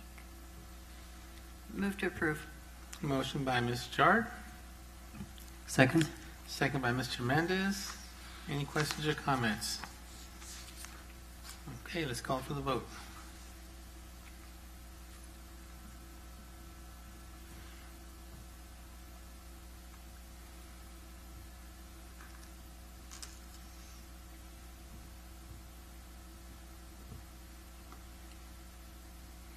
Motion passes 5-0. Item K4, approve addendum to the employment agreement of the superintendent. Mrs. Elzig. Thank you. The sixth contract addendum for the superintendent is included in the supporting documents. This addendum extends the contract for 2 additional years to June 30th, 2021. The addendum also includes language outlining the handling of any payroll error, accounting error, or adverse audit finding impacting the state teachers' retirement system, STRS. The superintendent will receive a one-time contribution to health and welfare allowance of $722, which is also consistent with what we've reached a tentative agreement on. Due to the budget constraints, the superintendent's salary will be frozen at the 16-17 rate of $253,634 for the upcoming 2017-18 school year. On July 1st, 2018, the superintendent's salary will again be established per the current contract language and be set at the amount of the average of the salaries of the superintendents in our board-adopted benchmark districts. Administration recommends the board approve the addendum to the employment contract of the superintendent. Thank you, Mrs. Elzig. Thank you. Move for approval. Motion by Second. Mr. Mendez, second by Ms. Chard.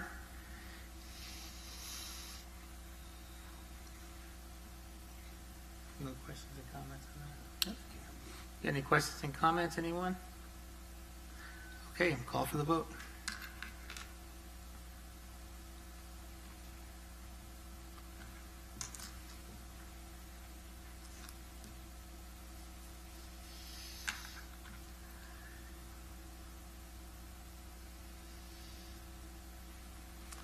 Motion passes 5-0.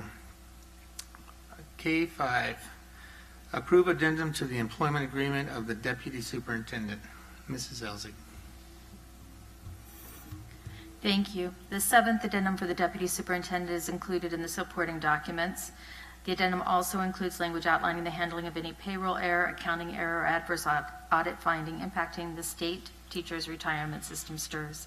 The deputy superintendent will receive a one-time contribution to the health and welfare allowance of $722, consistent with other employees in the district. Due to budget constraints, the deputy superintendent's salary will be frozen at $215,504 for the upcoming 17-18 school year. On July 1st, 2018, the deputy superintendent's salary will again be established per the current contract language and be set at the amount of the average of the salaries of the benchmark deputy superintendents as identified in board policy. So moved. Motion by Mr. Mendez, Second. second by Ms. Johnston. Any questions, comments? Okay, we'll call for the vote.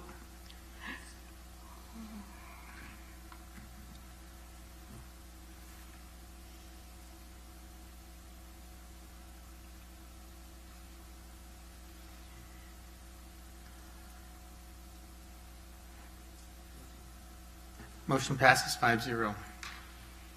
K6, approve addendum to the employment agreement of the Assistant Superintendent of Education Services. Mrs. Elzig. Thank you. And the board will find that the next three are very much alike. Okay. For the Assistant Superintendent of Ed Services, this is a seventh addendum. It also includes the STRS language on any errors that might take place. The Assistant Superintendent of Ed Services would also receive the one-time contribution to health and welfare of $722. And his salary would also be frozen for the upcoming year and then return to the language in the contract and be established at the average of the salaries of the benchmark assistant superintendents of education services. In this case, the salary will be frozen at $183,749. Thank you, Mrs. Elsig. Thank you. Move to approve. Motion by Ms. Chard, Second. second by Ms. Johnston. Any questions, comments? Okay, we'll call for the vote.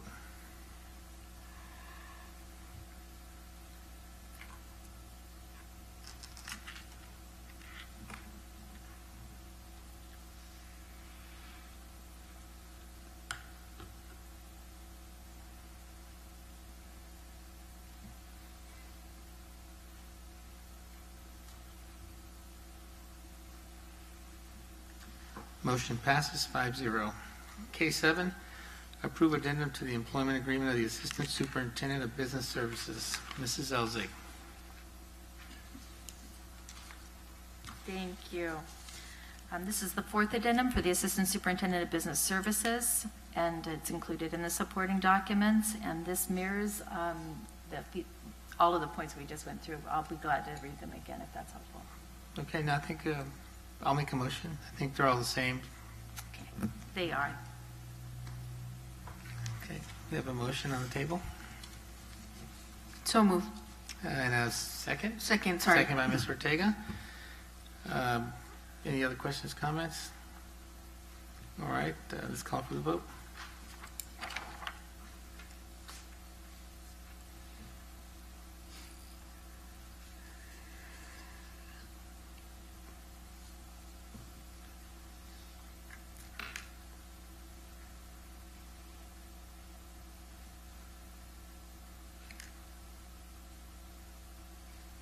Motion passes 5-0.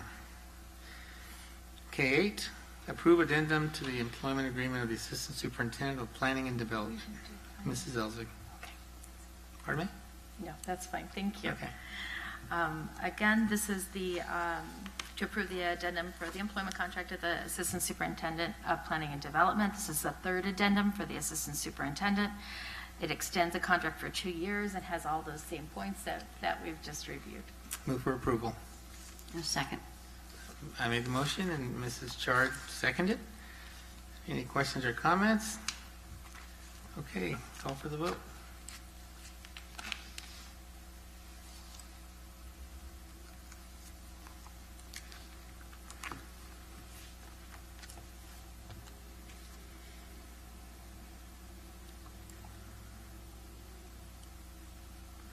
Motion passes 5-0. Item K9, adopted a first reading revised administrative regulation 4350.1, management leadership, excuse me, team/classified employees, salary schedule, administrative regulation 4350.3, management leadership, team/administration, employees, salary schedule, administrative regulation 4440, management leadership team/classified management salary schedule, and Administrative Regulation 4640, Management Leadership Team/Administrative Employees Salary Schedule. Move to approve. Okay. Second. Motion by Mr. Chard, second by Mr. Mendez.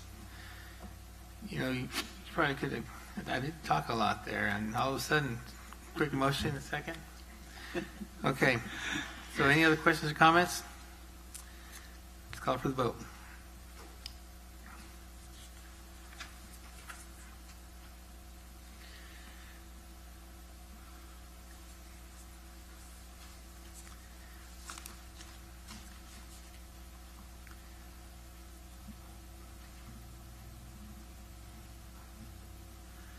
Motion passes 5-0.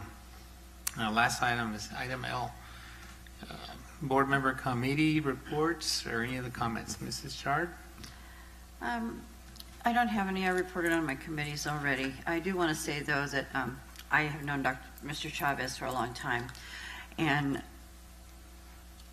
for him to be here tonight and for people to speak on him, I think that it might be something that we might in the future consider with all the changes and the remodeling and things that are going on in the district, should maybe take a look at maybe renaming some of the facilities or adding a name to some of the facilities that we're doing. And he might be one of the top names in that area. It's just my suggestion. And that's all I have to say. Okay, thank you, Ms. Chard. Mr. Mendez? Yes, also in regards to the naming of the new facility, our new school, I think one of my colleagues here made a suggestion earlier during the discussion, I don't know if it was Mr. Johnston or Ms. Ortega, but that is to include in the name, the committee is willing to accept his recommendation of including the name Del Sol, but STEAM Academy, including the STEAM in there. So it's clearly out there that that's what the school is about. So that's one comment that I have to make. The second comment is that in reflection right now, in terms of the discussion that we had during that topic or on the agenda today, is that it might, maybe in the future, we might give a different direction to our committee in terms of the process for doing this, maybe to include, I think, as again was sort of mentioned in the conversation here, to bring to the board maybe three final names from which to choose, rather than just being handed one option. That might facilitate, the situation, I think, a little better for the board. The other thought that came to mind, I don't know what the selection process for selecting the actual members of the committee, and I don't know if this was part of the process, but maybe also for them to solicit names from the community, so that at least there's a broader range of names surfacing, during the process than maybe the ones that are generated by staff or the committee that is in the process of doing this. I know that other districts have struggled with naming similar school sites in the past, especially after individuals. And it's always a difficult task to put a board through. And I know that, speaking for myself, I don't know if it's for the colleagues, but it was an extremely painful experience to try to do, especially when you do know somebody personally, such that all of us do here. Mr. Chavez, and again, his contributions to the school district and to the community in general. I mean, as I said, he's done an awful lot that's highly valued and recognized both within our community as well as outside. And I have tremendous respect for the time and dedication during his tenure on the board and everything else that he's done in this community. So those are my comments. Thank you. Thank you, Mr. Mendez. Mrs. Ortega. Miss Ortega. Thank you. Sorry. It's costed. Trying to promote you. Yeah, I know. Again, thank you so much for the recognition earlier today. Again, I'm just doing whatever I can to become the well-equipped to serve our board and our community.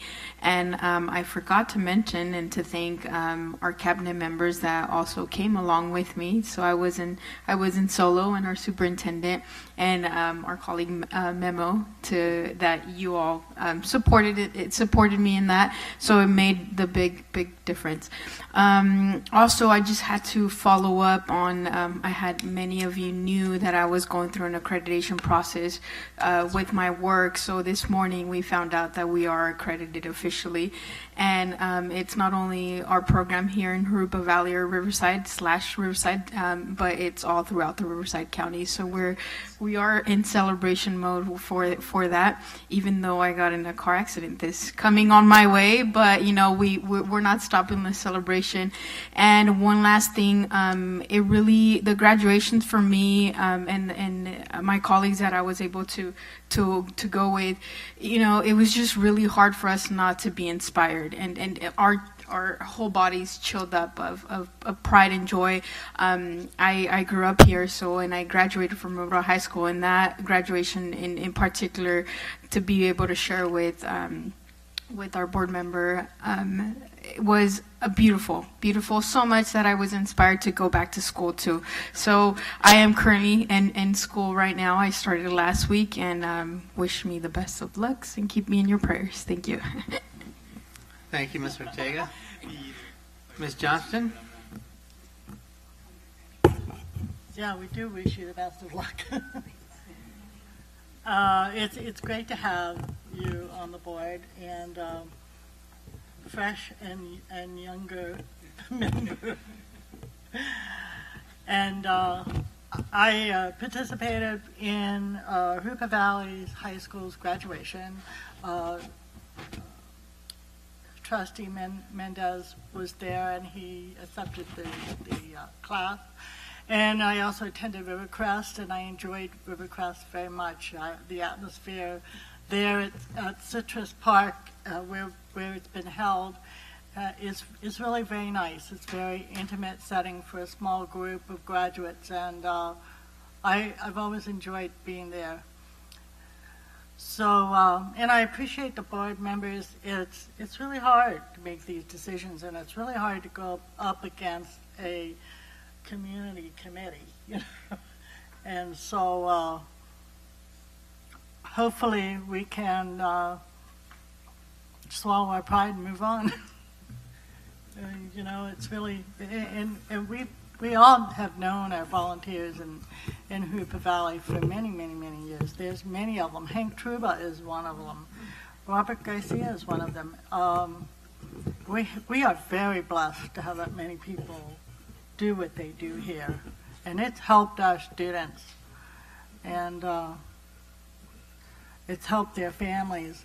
And it's helped us. It's made us be more responsible and more sensitive to community needs and other people's needs. So thank you very much. Thank you, Ms. Johnston. Thanks for those kind words. And I think on that note, you know, we talk about volunteers, I think, tonight, and we recognize some volunteers, and so we're all part of that. I mean, it's, you know, we all have to do our part. As far as the kind of little, you know, concern we had here, I think, with the name of the school was, you know, and I have to apologize to my colleagues here. A little bit, probably a little misdirection on my part as far as the process and maybe not making it clear. So, you know, I'll take full responsibility for that. But I don't have any hard feelings about it. You know, I think and I don't think anybody here does. I think what I like about our board members here, and you know, we all, I think we all get along great, and we all have the kids in mind, and we all have that in common. And I think, you know, no matter what the way the vote goes, and you know, we always have, I think we always stand behind the decision of the board, and we haven't done anything like some of our colleagues out in Orange County, where they write letters of opinion to the paper, you know, talking about each other. So I'm glad we don't do that. And you know, with John Chavez, you know, you know, we've all known John for a long time, and I received a lot of letters from people. I only read the one because you know, in the interest of time, and I'm more of a person of letting the process work on its own. You know, we're not going to force it. You know, we're not going to cause an outrage, but let's just let the process work. You know, and I hope the naming committee wasn't offended, but you know, that's the process, and that's democracy in action. You know, we can't just say, hey, we want it this way. It's not the way you want it because it's the way you want it. You know, we all have, it's the process, you know, and so, and I'm a big fan of that, you know, because it is what it is. You know, we're all here serving, and I'm not mad at anybody for the way they voted or things that were said. We gotta let it work, and that's just the way it is, and I'm okay with it, and I support that. You know, and I'll gladly support that name, you know, Del Sol Academy. And I like it, and I think I've told folks that I really do like it. So I think that's all. I just wanted to say one last thing. You know, the young man I really, you know, that was killed this weekend. Just think about being nicer to each other, because you never know, it could be gone like that. So thank you, and we're adjourned at 8:15. You're adjourned, but I want to thank Sylvia for finishing MIG, and the board is 100% MIG trained and certified and graduated, and you should be very proud of that. And I think part of that is because of the board culture you've all set, and I think that's very important. Thank you, Mr. Deshawn. And thank you, everyone, for coming.